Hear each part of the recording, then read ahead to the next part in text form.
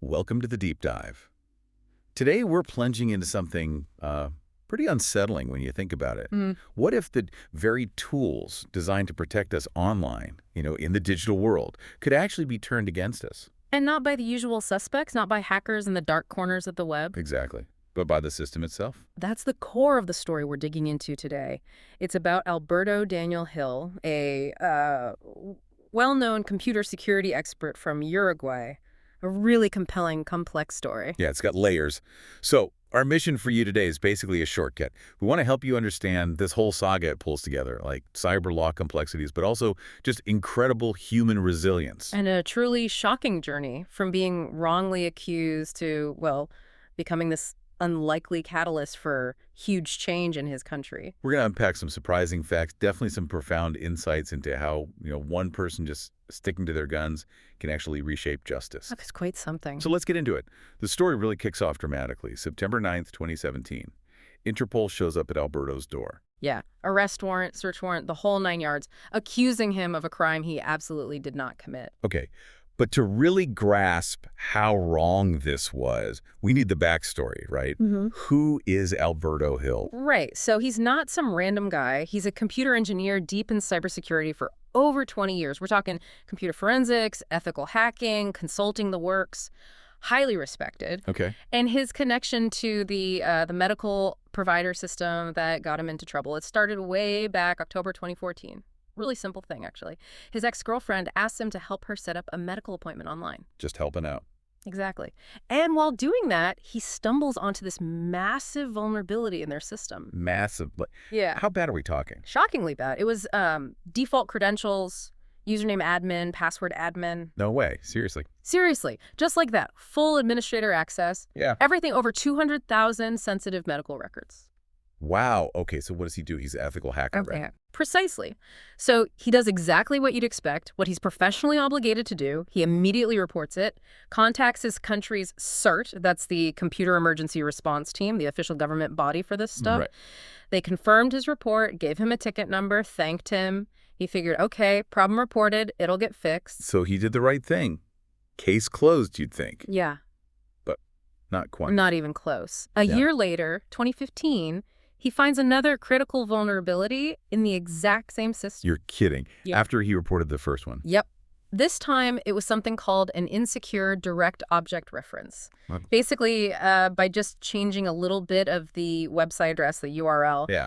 he could browse through all 200,000 records, no password, no login, nothing needed, just wide open. That's terrifyingly insecure. So he reported that one too. Immediately, back to CERT, another ticket number. And look, this wasn't a one-off for him. In 2016, he reported serious issues in Paraguay's stock exchange. On the website of a top global cybersecurity organization, even found flaws in a major health insurance company back in Uruguay. So there's a clear pattern here. Yeah. He finds problems, he reports problems, he's trying to help. Absolutely. A consistent pattern of ethical, helpful conduct. He's one of the good guys, unequivocally. Which makes what happened next even more jarring. Fast forward back to September 9th, 2017, his arrest.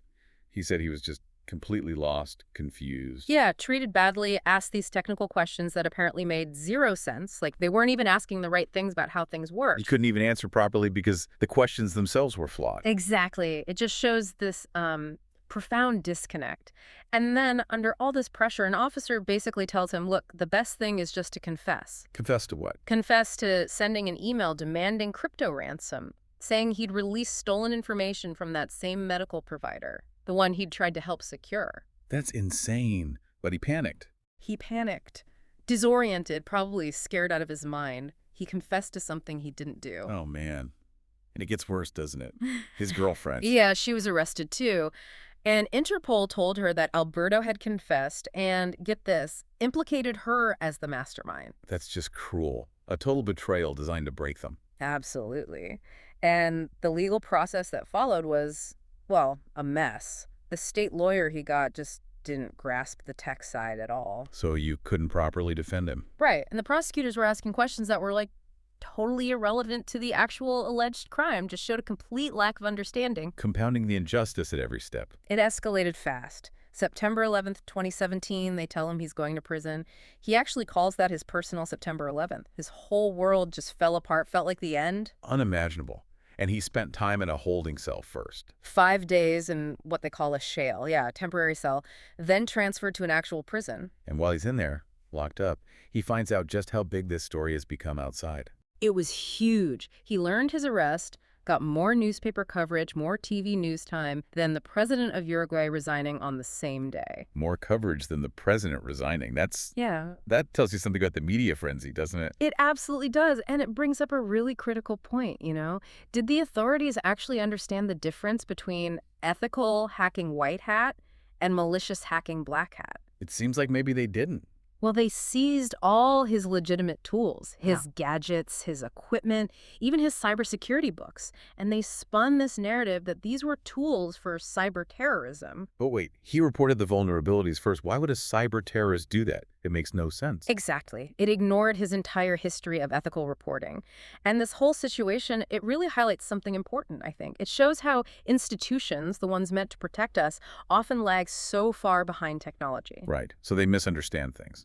Dangerously so. They can turn someone trying to help into a perceived threat. It really screams for the need, globally, for legal systems and police forces to get real deep technical expertise. Otherwise, you get these terrible miscarriages of justice. That lack of understanding is just frightening, really. Yeah. What are the wider impacts when law enforcement just doesn't get the digital world they're policing? Well, you see it right here. Wrongful arrests, lives destroyed. The public system loses trust, credibility. People in the tech world, and even just regular folks, they get scared to report flaws they find. Because they might be treated like criminals themselves. Exactly. It creates this chilling effect, this cycle of fear, and ultimately it makes everyone less safe, not more. A really sobering thought. Okay, so Alberto's in prison, his life turned upside down, but eventually, after 8 long months, he's released. Yeah. And initially, understandably, he was just filled with anger, fury, felt like his life was totally ruined. I can only imagine. Uh-huh. But then things started to shift for him. His recovery journey is actually pretty remarkable. It really is. He's been in treatment for PTSD and depression for about 3.5 years now. It's ongoing. But he's reframed it, He sees it now as a learning experience, something that forced him to grow in ways he never would have otherwise. That takes incredible strength. Well, where did he find support? From a place you might not expect, actually. Social media, specifically Twitter. Really? Twitter? Yeah. He connected with this amazing global community.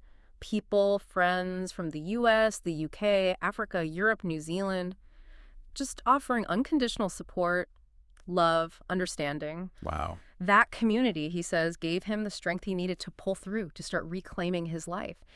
And, this says something powerful, doesn't it, about where we find support now. Maybe trust in old institutions is shaky, but these digital communities, they can be absolute lifelines, offering validation, strength, especially when the real-world systems fail you. That's a really powerful insight. That digital connection was vital. And writing helped too, right? His book. Yes, Log into Hell. He said writing it was critical for his healing, like letting go of all the suffering and pain he was holding inside. A kind of therapy. And it resonated with people. Hugely. He said it was profound when someone first called his story inspiring. People started reaching out, asking for advice on cybersecurity careers or what to do if they found a vulnerability. He felt he was rebuilding trust, and he called that priceless. That must have felt incredibly validating after everything. Absolutely. And his story just kept spreading, got featured on big shows like Darknet Diaries, large YouTube channels, radio interviews. His profile just kept rising. Yeah, and then last November, he was a main speaker at EO-Parton. That's like the biggest security conference in Latin America, held in Argentina. Wow, main speaker. Right. He calls himself a shy introvert, so he said it was very weird being recognized in person. But the feedback, completely wonderful, he said. He even got interviewed by Onion, a major Argentine newspaper, like getting featured in the New York Journal, he put it. Incredible trajectory. So, okay, all this attention, this advocacy, what's the bigger impact?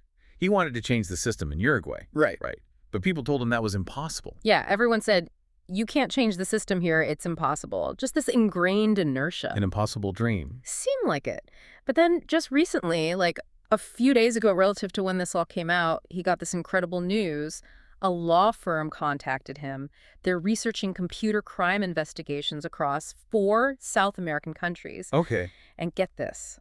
In all their interviews with lawyers, prosecutors, judges, law professors, Alberto's case kept coming up over and over as the reference point for what's wrong with the system. Wow. So his case became unavoidable. It really became the symbol. Exactly. All the key players in the justice system knew about it, knew the problems it exposed. That's amazing.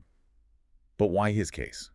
What made it the one that finally broke through and forced people to act when maybe other injustices didn't get that traction? That's a great question. I think it was a perfect storm, really. You had Alberto's absolutely spotless ethical record beforehand, then the sheer absurdity and the very public nature of his wrongful arrest and conviction. Right, it was high profile. Very.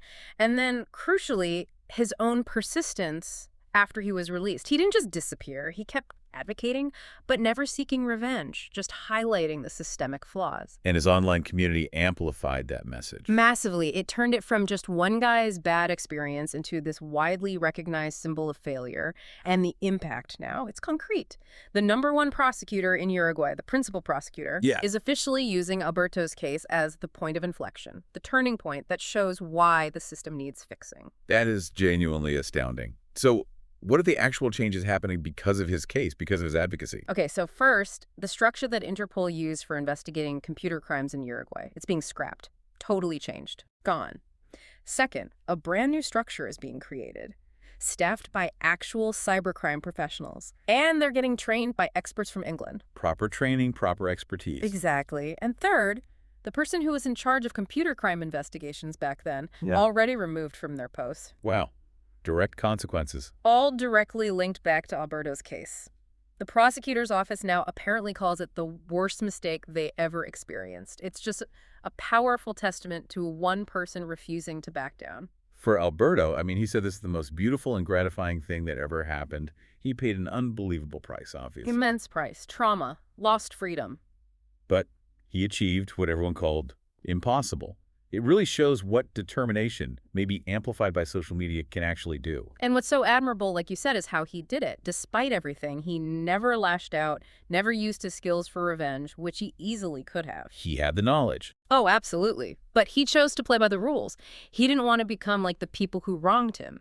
He proved you can fight the system and win ethically, even when the odds are stacked against you. A powerful lesson in integrity.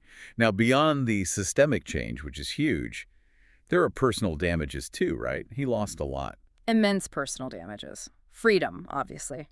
His job, his reputation, significant financial assets, and there's the cryptocurrency issue. Ah, yes, the seized wallet. Tell us about that. During that initial search warrant, Interpol seized a cryptocurrency wallet. It had about 2.1 Bitcoin belonging to his ex-girlfriend, worth over $2,000 even back in 2016, much more now, obviously. Right. And also funds from his deceased father's life insurance that he had apparently put into crypto. So what's the total estimated value now? He estimates the total value of the digital assets in that wallet, Bitcoin, Bitcoin Cash, Ethereum, Ripple, others, is now over $1 million. Over $1 million.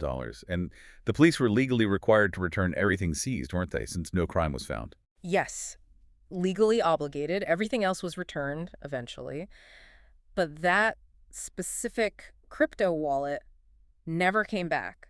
Conspicuously missing. So he's pursuing that now, legally. He is. He and his lawyer are taking civil action against the former director of Interpol for defamation, and they're pressing actual criminal charges against the specific Interpol personnel they believe were involved in the theft of the crypto during the search. That's going to be another long fight, I imagine. No doubt. It'll take time, but the wheels are in motion. And alongside that, he's updating his book, Log Into Hell. Yeah, working on a new edition. And this recent news, the systemic change, that's going to be the new core of the book. It transforms the narrative, you know. How so? From just a story of negativity, injustice, suffering, which the first edition certainly was, into what he now calls a fairy tale with a beautiful ending.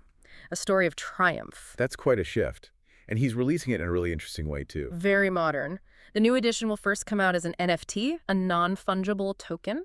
Buying the NFT gets you access to the actual printed book later, and your name gets included in the credits section of the book. Huh. Interesting model.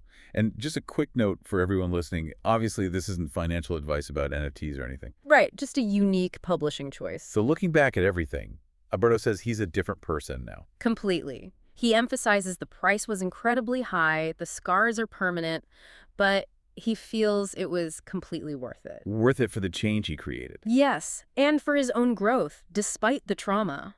It gives him hope, he says, for a better world for the next generation. What an absolutely incredible journey we followed today, from, an ethical hacker just trying to do the right thing, Yeah, to being unjustly thrown in prison, facing immense trauma. to finding healing, finding his voice, and then becoming this driving force behind major reform in his country's justice system.